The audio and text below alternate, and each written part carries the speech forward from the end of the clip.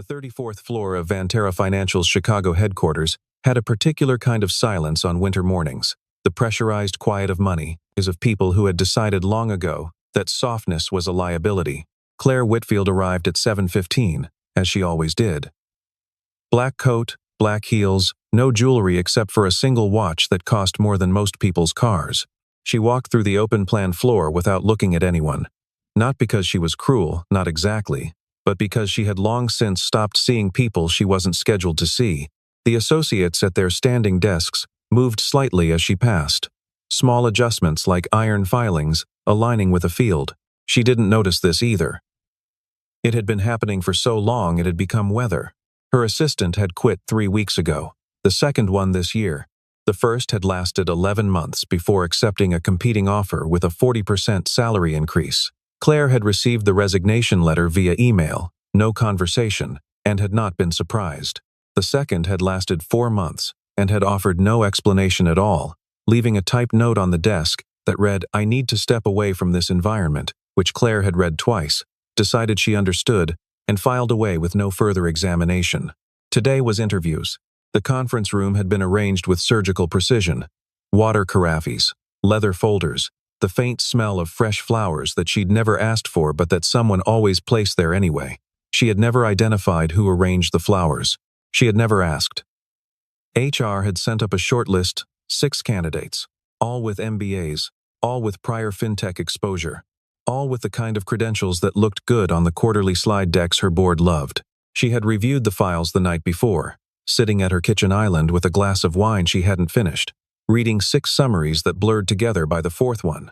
All of them were technically qualified.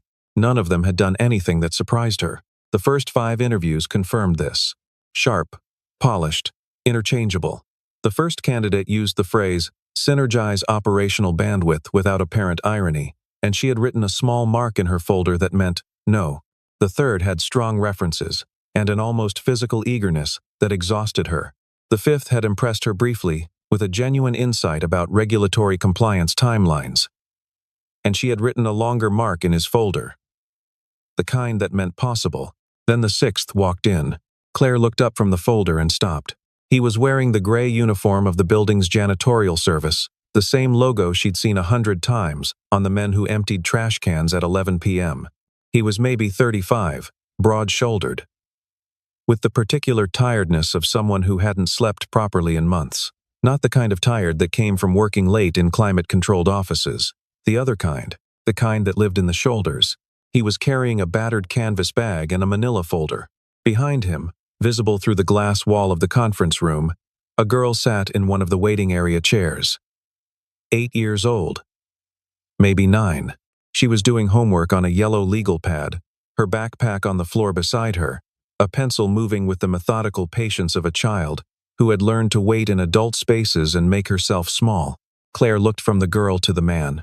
He didn't introduce himself immediately. He sat down across from her directly, without hesitation, as though the chair had been arranged for exactly this purpose, set the manila folder on the table, and placed his hands flat on either side of it.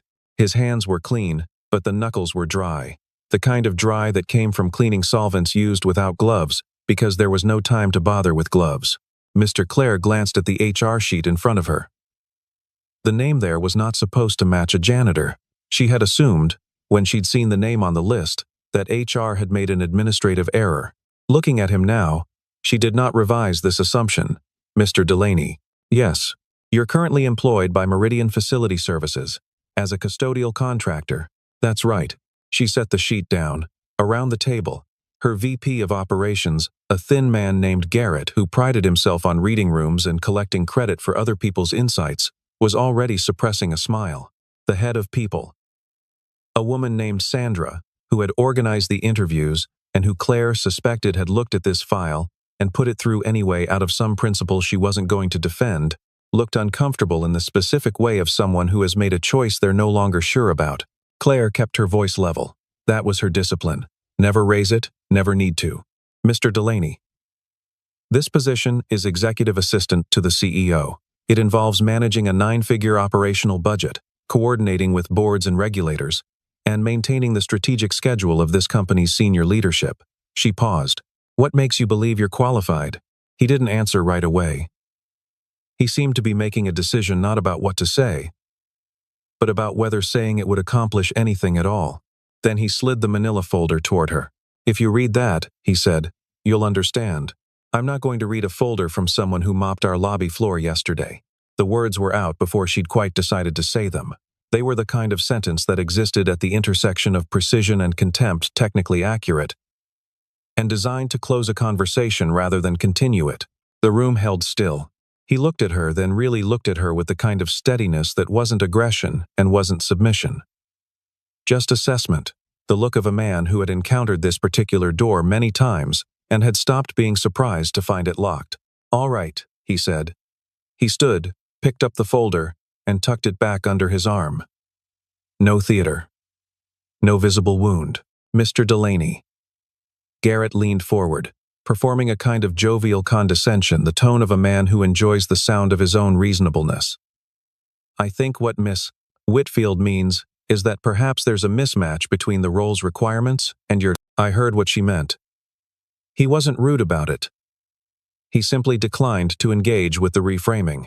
He glanced once more at Claire, not wounded, not angry, just noting something, and then turned toward the door. Through the glass, his daughter looked up from her legal pad. She watched her father walk out of the conference room. Something passed across the girl's face. She was too young to hide it completely.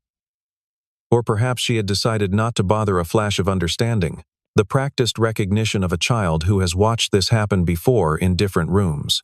She gathered her things without being asked and followed him to the elevator.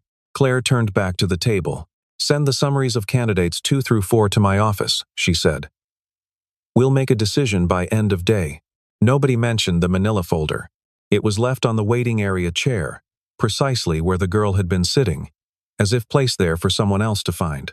At 9:47 in the morning, Vantara Financial's primary payment processing system logged its first anomaly. It was a small thing, a timestamp discrepancy in a batch settlement file.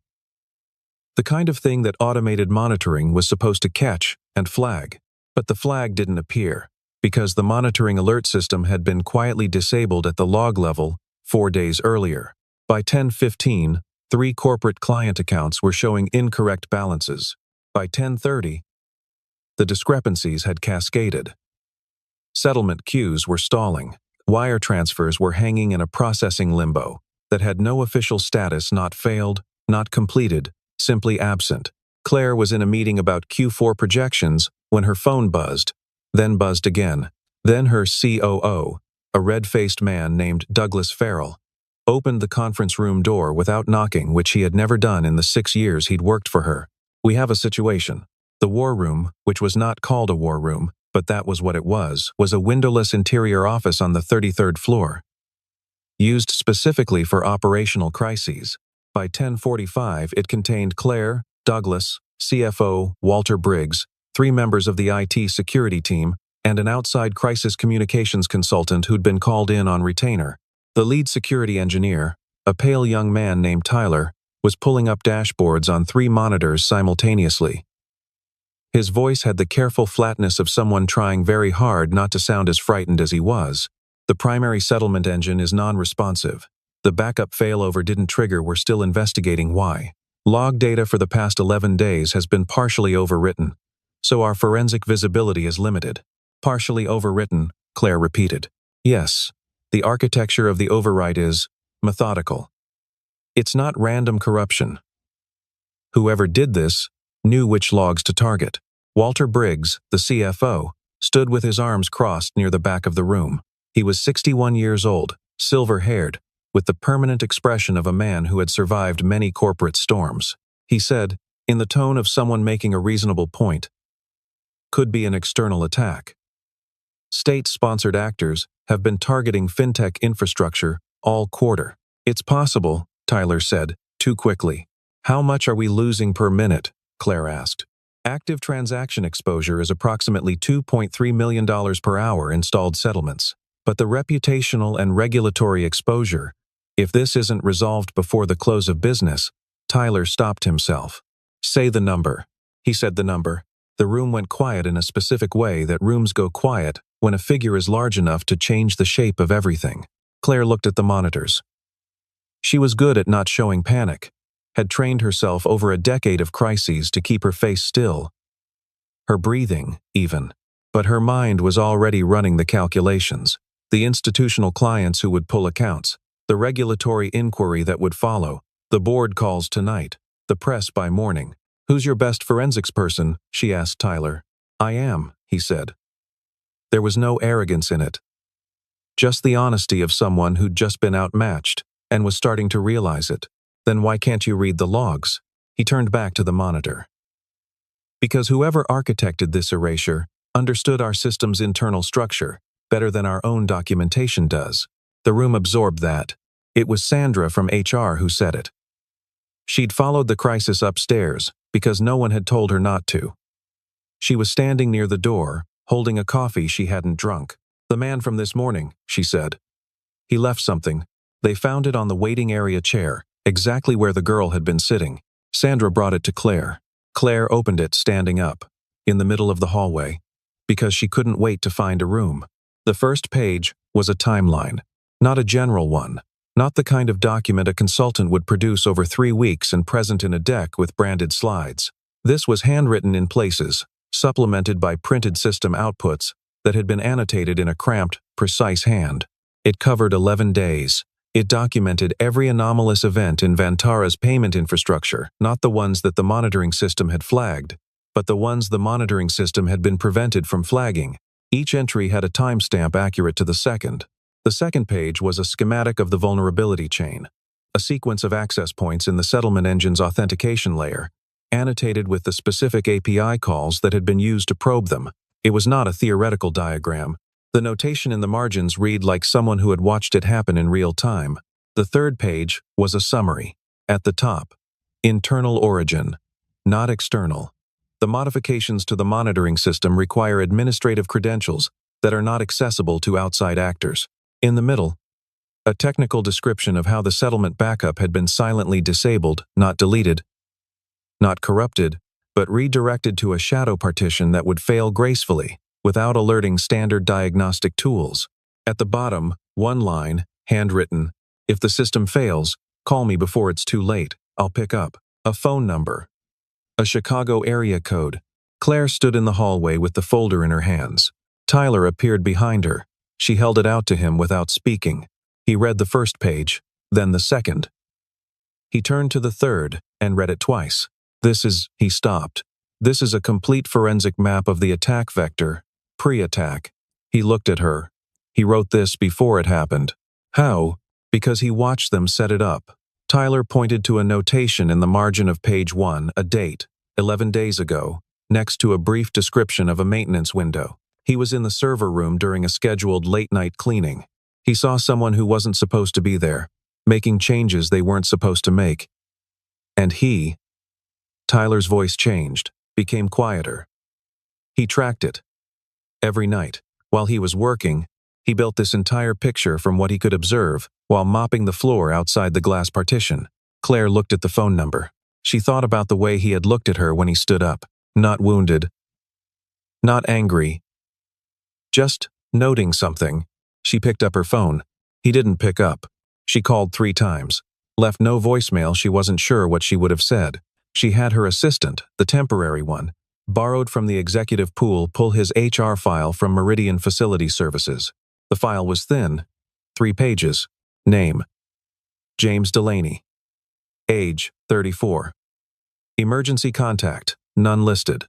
Dependent: 1 child, Lily Delaney, age 8. Employment start date: 14 months ago. Previous employer: redacted at his request, which was unusual enough that someone had noted it in the file, with a small asterisk and no follow-up. His address was a residential building in Pilsen, a neighborhood on the southwest side, 20 minutes from the loop by train. Performance reviews from Meridian were uniformly brief. Reliable. No incidents. Works the late shift without complaint. There was no educational background on file. He hadn't provided one. Pull the building security footage from the past 2 weeks, Claire told Tyler. 33rd floor server room vicinity, night shifts. The footage took 40 minutes to pull together. They watched it in fragments, The security team gathered around a laptop in the war room. James Delaney on night 2 of 11, pausing outside the glass partition of the server room, mop handle still in hand, watching something inside, watching for 4 minutes before continuing down the hallway. On night 4, he was visible near the IT maintenance corridor for 6 minutes. On night 7, he had his phone out, not texting. The angle was clear, pointing toward the window of the server room, photographing something on one of the internal monitors that was visible through the glass. He didn't go in? Douglas asked. He didn't have access, Tyler said. Custodial staff don't have server room clearance. Then everything in that folder was assembled from what he could see through a window, from the outside. Tyler let that sit. With a phone that's 4 generations old, the room was quiet. Claire was already moving toward the door.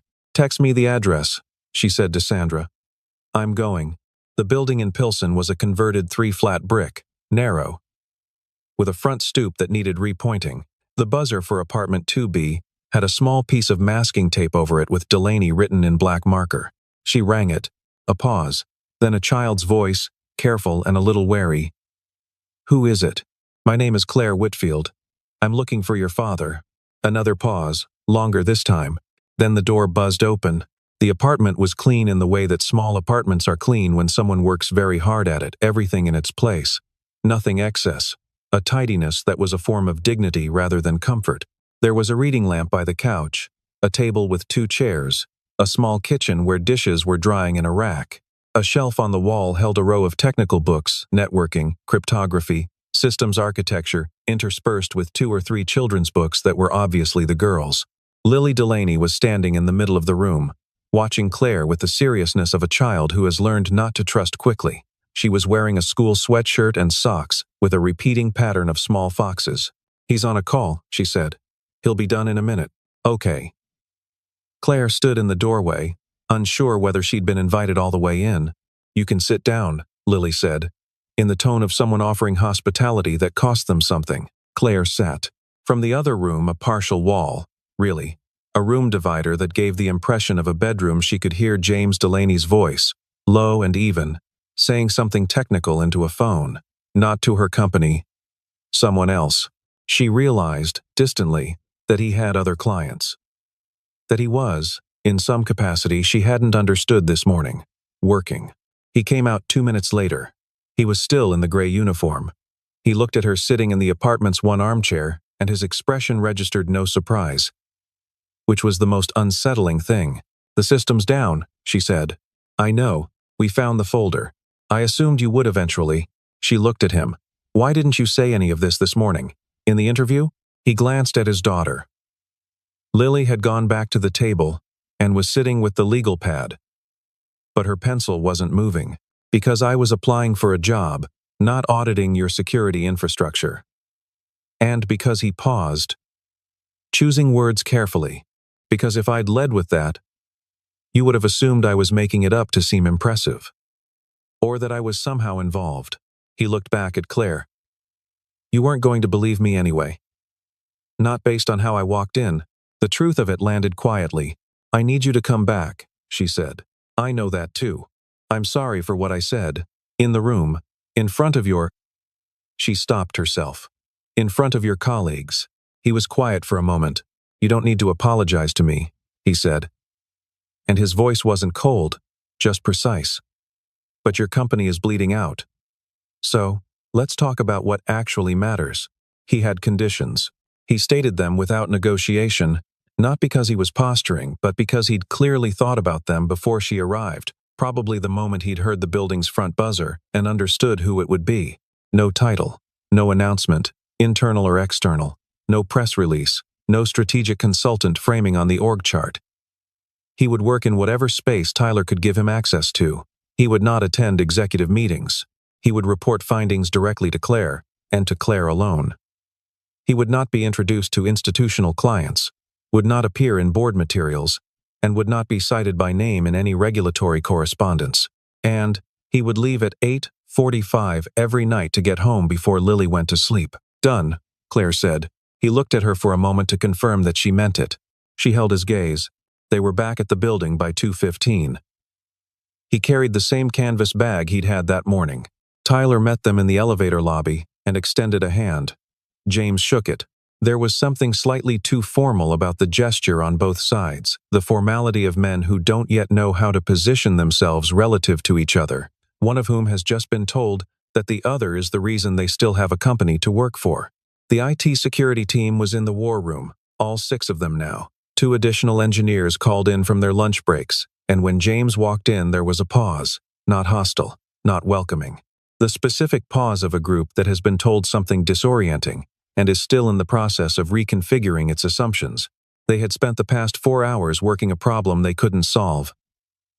And now the solution was walking through the door in yesterday's gray uniform. A younger engineer named Marcus, 26, with the energy of someone who had been awake since 4 a.m., looked at the laptop James pulled from the canvas bag and said nothing. But something in his posture changed. The laptop was old, matte, black with stickers.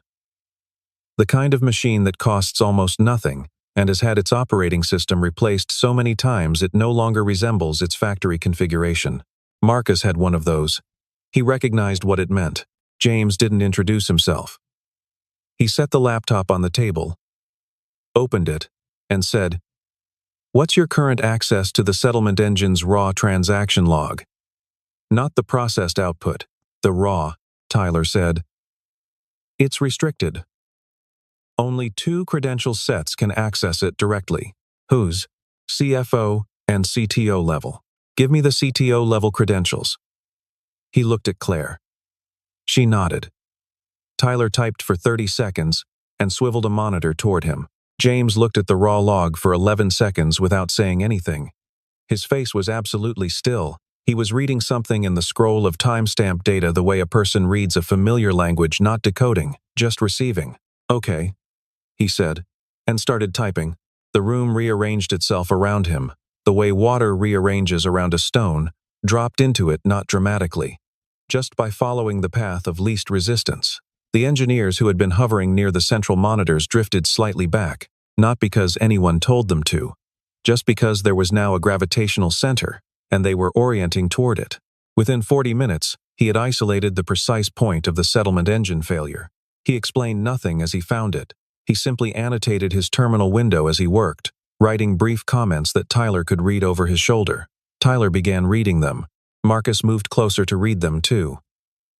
By the time he reached the shadow partition, they were both standing directly behind him, not speaking, following the logic in real time. "There," James said, pointing at a directory path. Tyler leaned in. "That path shouldn't exist. That naming convention doesn't match any of our documented schemas. It was created to not match. It would pass any schema validation check because it uses a valid format for a different module, the archival storage module, not backup. So the backup health monitor never looked at it." He typed a single command. The directory populated with data. Settlement records. All of them. Untouched. Waiting. Marcus said something under his breath that was probably a word he wouldn't normally say in a professional setting. James didn't react. He just started typing the recovery procedure. Within an hour, the settlement queue began to clear. At 5:03, he stopped typing. He had his hands flat on either side of the laptop, the same posture he'd had in the conference room that morning.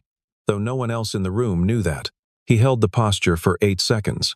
Then, "Tyler, pull up the administrative access log for the monitoring system. Date range: 17 days ago to 11 days ago. Filter for credential, set 3. That's CFO level access," Tyler said. "I know." Tyler pulled it up. The log populated on the central monitor. The room gathered around it in the unconscious way of people who sense that what they're looking at matters before they've understood why. Marcus moved to Tyler's left, the 2 other engineers positioned behind them. Claire stood slightly back, near the wall, watching James rather than the screen. There were 9 entries. Each one corresponded to a modification in the alert suppression layer of the monitoring system. Precise, targeted, minimal. They were the kind of modifications that would look, to anyone auditing for routine maintenance, like standard configuration management. The kind of thing a senior system administrator might do without generating a ticket. Except, Each one had quietly dismantled a specific tripwire in the detection architecture. Each one was a brick removed from a wall. The credential set belonged to Walter Briggs, not his team, not a shared terminal, not a service account that 6 executives used interchangeably. His individual credential, confirmed by the biometric secondary authentication that was required for CFO-level access. Each entry carried a biometric confirmation hash. The room became very still. Douglas Farrell, the COO, had come to the war room an hour earlier. He was standing near the back wall with his arms crossed, having transitioned over the past 3 hours from managing the crisis mode into something less certain. He looked at the screen. His jaw moved without producing sound. Claire was standing beside James.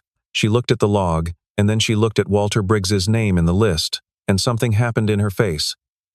Not shock exactly, but the collapse of a particular kind of assumption. Walter had been at Vantera for 11 years. He had sat beside her at hundreds of board meetings. He had a framed photo of his grandchildren on his desk. "That's not proof," she said, quietly, more to herself than the room. "Credential theft. Check the timestamps against the building entry log," James said. He didn't look up from the screen. He badged in on all 9 of those dates. His physical entry into the building and the credential activity are within a 4-minute window on every single occasion. Tyler was already pulling the entry log. He laid it side by side with the access records on the monitor. 9 dates, 9 badge-ins. All within 4 minutes of the corresponding system modifications. Clean and consistent. The way a habit is consistent. "That's not credential theft," Tyler said. His voice was very flat. "No," James said. "It's not." He opened another window. He had been building something in the background, not prominently. Not with any announcement, while he'd been running the recovery procedures. Now he brought it forward. An email thread. Reconstructed from partially overwritten log fragments. He explained the methodology in 2 sentences before showing the content. The fragments had different timestamps, different origin markers, and their reconstruction used a verified cryptographic technique that allowed independent confirmation. Any forensic expert could run the same reconstruction and arrive at the same text. The thread was between Walter Briggs and a contact identified as an executive at a private equity firm. The language was almost admirably bland, the studied neutrality of men who are cautious in writing. It discussed Vantera Financial's anticipated valuation, following what the thread called operational disruptions in Q4. It referenced a structure that would position a specific acquisition vehicle favorably given distressed pricing. It included, in one message, a reference to a timeline. The timeline matched the 11-day window in the folder. Walter Briggs had a 7% beneficial interest in the acquisition vehicle, held through an entity registered in Delaware under a name that bore no visible relationship to him. James moved back from the keyboard. He said nothing. He let the room read. The reading took 90 seconds. The silence that followed lasted longer. Douglas Farrell had stopped looking at the screen. He was looking at the floor, which was the posture of someone recalculating a very large number. The emergency board meeting convened at 6:30. Walter Briggs arrived in a charcoal suit, carrying the particular confidence of a man who had controlled narratives for 30 years and believed he could control this one too. He was 61 years old, and he had survived a hostile takeover attempt, 2 recessions, and 1 near-criminal investigation that had resolved in his favor due to a technicality that he had never discussed publicly. He had an attorney on retainer, who answered calls at any hour. He had cultivated, over 3 decades, the specific social capital of a man who knows where bodies are buried, not because he had buried them, but because people told him things they shouldn't have, and he had never forgotten any of it. He took his seat at the far end of the conference table, poured himself water, and arranged his face into an expression of concerned composure. He had worn this expression many times. It was one of his better ones. Claire was already seated. Around the table, 3 independent directors, the general counsel, Douglas, and Sandra. Patricia, the board chair, was at the head of the table. An attorney from outside the company was present as well. Claire had made 1 phone call during the elevator ride up, to a firm she'd used twice before in circumstances that had not required a press release. James Delaney was not at the table. He was standing at a laptop connected to the room's presentation screen, to the left of the table, near the wall. If you were looking at the board members, he was slightly out of your direct line of sight. Not hiding, exactly, but positioned the way a person positions themselves when they want the work to be visible and themselves to be adjacent to it. He had not changed his clothes. He was still in the gray uniform. He had tucked the collar down. Walter opened. I understand we're in crisis mode. I want to say, for the record, that the security failure we're experiencing has the hallmarks of a sophisticated external. Walter. Claire's voice was even. I need you to stop. He stopped. Something shifted in his eyes, not guilt, not yet, but recalibration. He looked at Claire and then at the outside attorney, and then at James, whom he hadn't noticed at first, standing near the wall with a laptop. His gaze rested on James for a moment. Whatever he made of the gray uniform, he didn't say it. We have a presentation, Claire said. James didn't speak for the first several minutes. He advanced slides. The first 3 were pure data. The timeline, the access log, the badge entry records, laid side by side in a format that required no interpretation. He had reformatted them in the elevator ride up from the war room. His ability to produce clean documentation under pressure was, Claire had noticed, simply how he operated, and the presentation was legible to a non-technical board member in under a minute. The board read it in under a minute. No one spoke. They read it again. This could be fabricated, Walter said. His voice was still level, but the levelness was effortful, now the controlled flatness of a man deploying a prepared counter rather than thinking on his feet. Chain of custody on digital evidence is notoriously difficult to establish. Any competent. The access log is pulled directly from the building's badging system, which is operated by a third-party vendor with no relationship to Vantara IT. James said. This was the first time he'd spoken in the room. He said it without emphasis, like a man correcting a factual error in a document. Their server was not accessible to anyone inside this building, including you. He advanced to the next slide, the email thread, reconstructed from log fragments. He'd labeled each fragment with its source, timestamp, and explained, in a brief paragraph at the bottom, the technical methodology used to reconstruct it. The explanation was precise enough that any forensic expert could replicate the process and arrive at the same result. He had anticipated the chain of custody objection and had built the answer into the document before Walter made it. The board's outside legal counsel leaned forward and began writing. This is conjecture, Walter said, and now the levelness was gone. His voice had taken on an edge, not the edge of a man defending himself, but the sharper edge of a man who has decided that attack is his best remaining option. This is the work of someone who is this person? Exactly. He's a building custodian. He has been physically present in this building for 14 months. He has had access to our spaces, to our equipment, to areas where evidence could be. He could have what? Claire asked. Silence. Planted evidence in a badging system operated by an independent vendor on a separate server infrastructure. Reconstructed a fabricated email thread from log fragments in a way that perfectly mimics the cryptographic signature of our own internal mail server. She looked at Walter steadily. Walk me through the mechanism. Walter looked at the outside attorney. The outside attorney did not look back at him. She was writing. I'd like to call my counsel, Walter said. You may use the room next door, the general counsel said. Walter stood. He straightened his jacket, which was the gesture of a man buying himself 2 seconds of dignity. He walked to the door. He didn't look at anyone as he left, not Claire, not Patricia, not the board members he'd sat beside for 11 years. Claire noted this because in 3 decades of watching him manage rooms, she had never seen him leave one without making eye contact. It had always been his last move. The look that said, I'll remember this, and so will you. He didn't have it anymore. The door closed.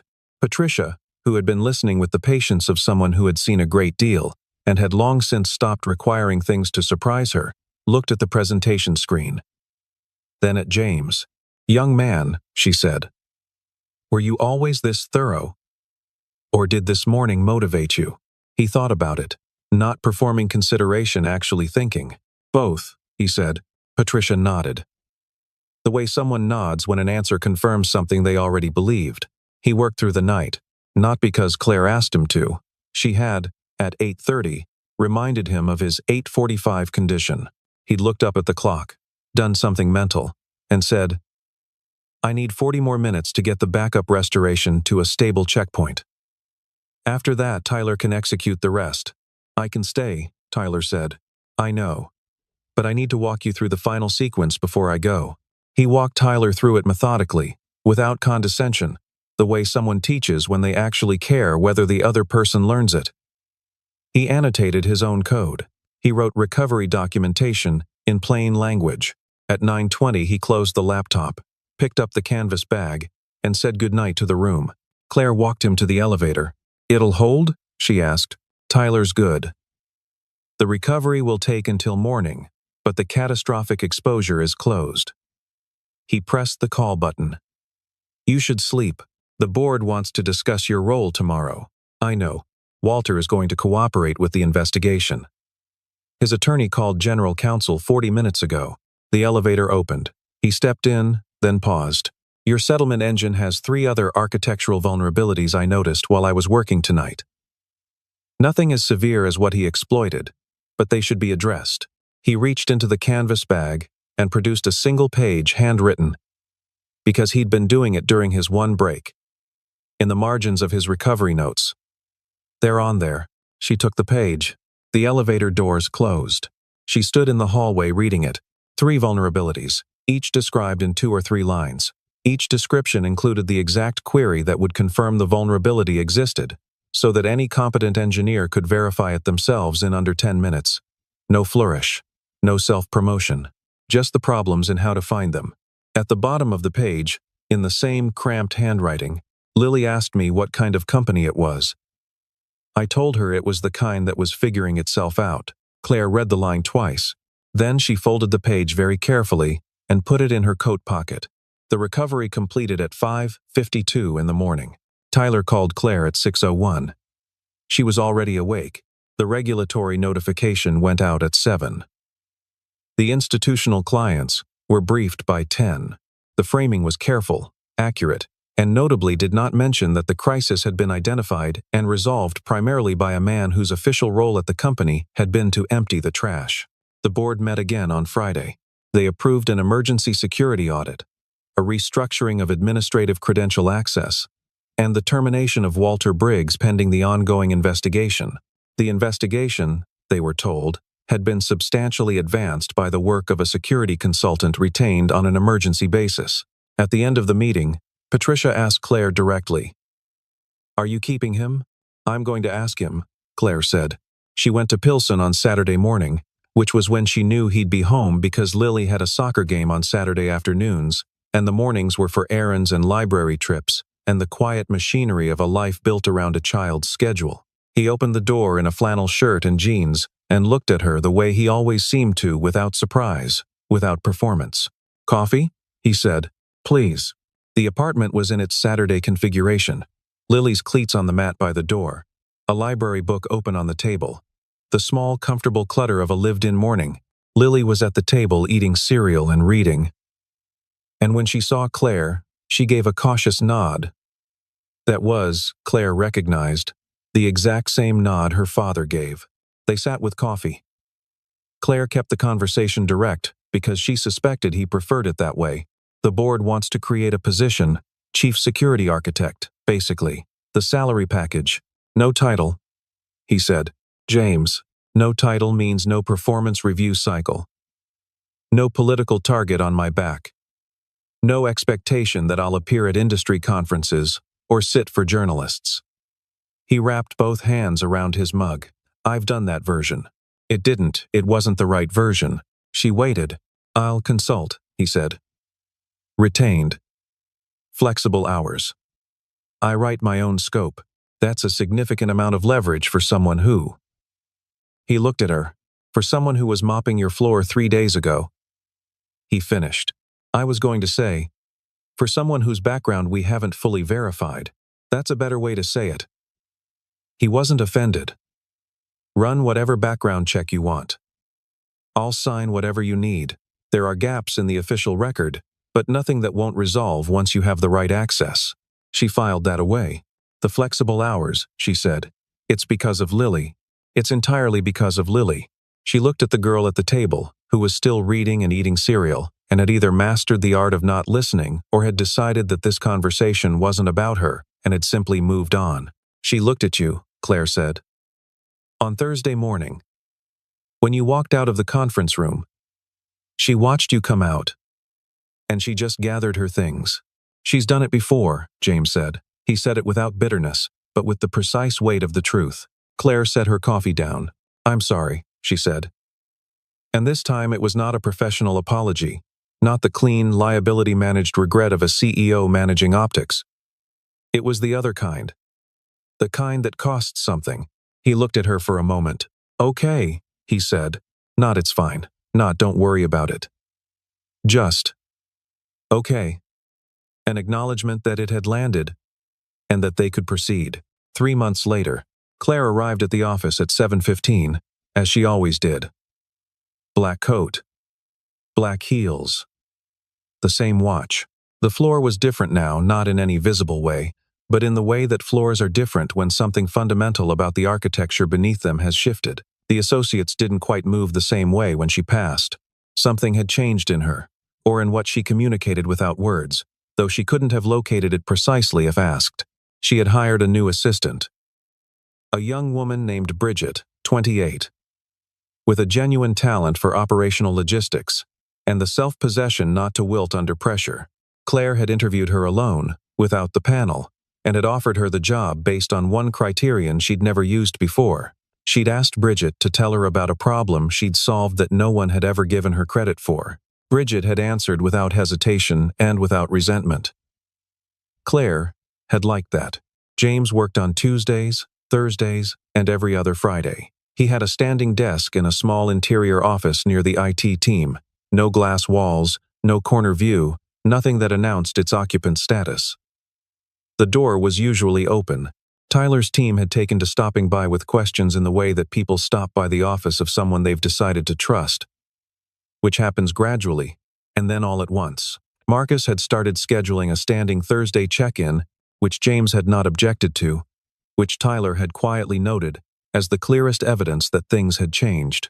He had, in the 3 months since the crisis, quietly identified and resolved 7 additional security vulnerabilities, rewritten the backup verification protocol, and produced a 14-page document on credential access architecture that the board had approved unanimously and that 3 of them had asked to keep personal copies of.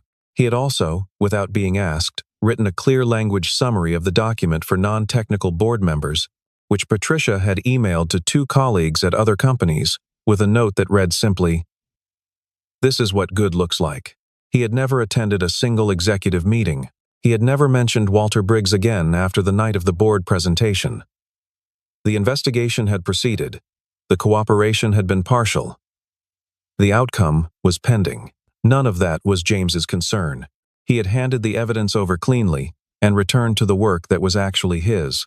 Claire had spent a considerable portion of a Sunday evening, 3 weeks after the crisis, sitting in her kitchen with a glass of wine she actually finished, trying to understand what kind of person builds a forensic map of a security attack from outside a glass window, documents it at midnight while working a custodial shift, walks into an interview with it under his arm, and then leaves it on a chair when the interviewer refuses to engage.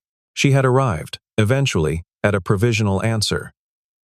The kind of person who has decided that the work matters more than whether anyone sees you doing it, and that the documentation matters more than whether anyone ever thanks you for it. The kind of person who has been through enough to know that credit is a conditional currency and has chosen to operate on a different economy. She wasn't sure she could have made that choice. She wasn't sure she'd had to. On a Thursday in February, Claire was leaving the building at 6:30 when she saw him in the lobby. He was signing out at the security desk, canvas bag over one shoulder, looking at his phone with the slight forward tilt of someone checking the train schedule. "Early today," she said. "Lily has a thing at school." He put the phone away. "A science fair presentation. She's built a model of a circuit board. It's very thorough. Sounds familiar." He smiled, which was rare not because he was unhappy, but because he was economical with it. and so when it happened it had weight. It changed his face in a specific way, made him look, briefly, like someone who is not tired. She looked up the company, he said. Did some reading. She told me last week that she thinks the vulnerability in the credential architecture is related to an inherent flaw in the token rotation policy. He paused. She's not wrong. She's 8. She reads fast. He pulled on his coat. I'm leaving the analysis in your IT folder, the token rotation issue, and the thing she noticed about the API gateway timeout logic. I didn't see it until she explained it to me. He said this without embarrassment, the straightforward acknowledgement of someone who has no ego to protect around the subject of learning, who has decided that being wrong or being behind is simply useful information. Claire stood with him near the lobby door for a moment, the cold air coming through the glass, the city going by outside in its winter gray. James, she said. What was the position before? The one that's redacted. He was quiet for a moment. He looked at the street. I ran security architecture for a defense contractor, he said. For 7 years. Then my wife passed away. Lily was 3. A pause not dramatic. Just the natural weight of fact. I needed to step back from the kind of work that required me to be unreachable. The kind with clearances and travel and 18-hour incident responses where you turn your phone off and you don't come home. He looked at the street through the glass. Meridian hired me as a contractor. The hours were right. She didn't say anything for a moment. The hours were right. 7 years of defense-level security architecture, and then Meridian Facility Services, because the hours were right. Because a 3-year-old girl needed a father who came home. Because some things are simply not negotiable. The hours were right, she repeated. The hours were right, he confirmed. Stating a fact he had long since made peace with. She thought about the note at the bottom of the page he'd handed her in the hallway. Lily asked me what kind of company it was. I told her it was the kind that was figuring itself out.